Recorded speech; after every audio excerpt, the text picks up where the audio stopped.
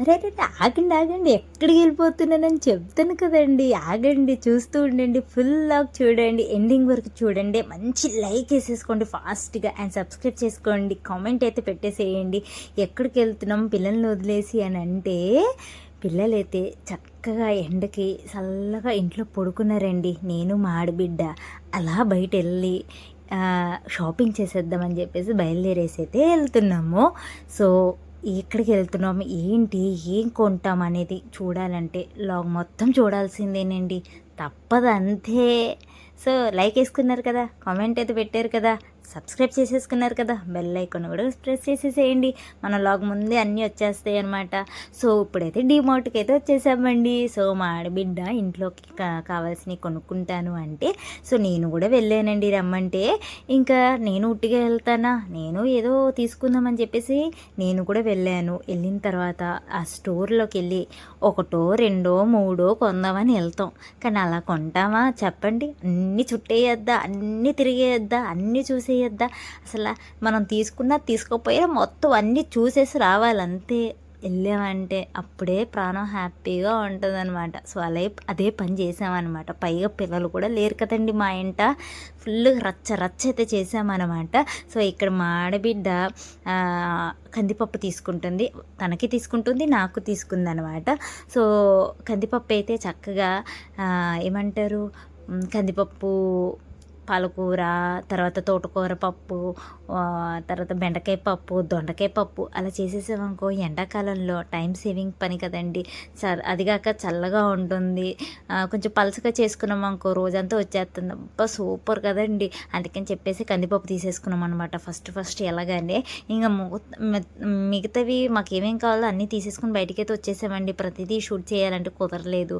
ఇంకా రాగానే ఫుల్గా ఆకలేసేసిందండి బాబు. అందుకని చెప్పేసి పునుగులు అయితే తీసుకుని వచ్చేసామన్నమాట. ఇంకా ఎప్పుడైతే సోమవారం రోజు ఇదైతే నేను షూట్ చేస్తున్నాను, ఎందుకంటే పిల్లలు పడుకున్నారు.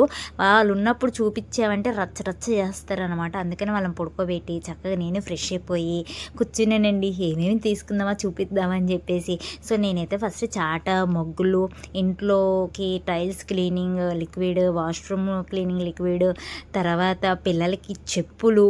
నేను ఆదివారం చర్చికి వెళ్ళాం కదండి, అక్కడ మిస్సింగ్ అయిపోయినాయి, 2 చెప్పులు మిస్సింగ్ అయిపోయినాయండి. మా బాబుది ఒకటి, మా పాపది ఒకటి.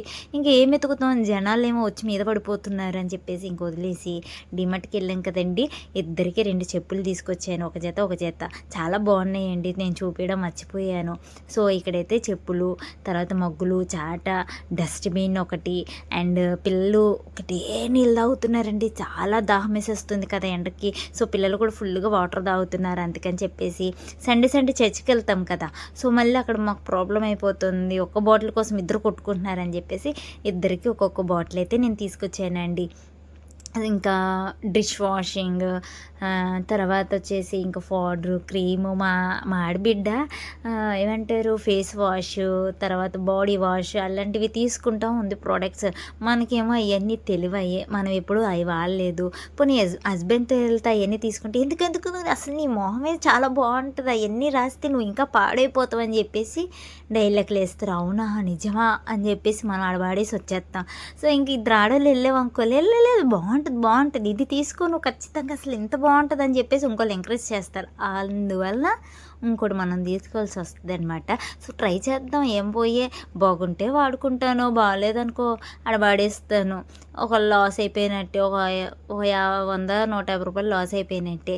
ఇంకెప్పుడు మనం ఏం వాడము. ఇంకా అది బాగాలేదనుకో, అది మన ఫేస్కి పర్లేదు అనుకో, ఇంక నేను ఏది వాడను అనమాట. సో న్యాచురల్గా ఉంటాను, ఎప్పుడు న్యాచురల్గా ఉంటాను, ఏ ప్రోడక్ట్స్ నేను యూజ్ చేయను. బట్ ఇప్పుడు ఏదో తీసుకున్నాను, మా ఆడబిడ్డ తీసుకోమంటే అదిగో అదే అన్నమాట. అదేంటో ఫేస్ వాష్ అంట తీసుకోమంది, తీసుకున్నాను అనమాట. ఎలా ఉంటుందో చూద్దాం. ఫస్ట్ టైం అండి, నేను ఎప్పుడు ఇలాంటి ప్రోడక్ట్స్ అయితే నేను వాడలేదు. అండ్ తర్వాత కర్చీప్ ఒకటి తీసుకున్నాను, పేస్ట్, తర్వాత అంతేనండి. ఈ 4టికి ఎంత అయింది, గోధుమ పిండి ఒకటి, ఈ 4టికే 2100 చిల్లర అయ్యిందండి. అసలు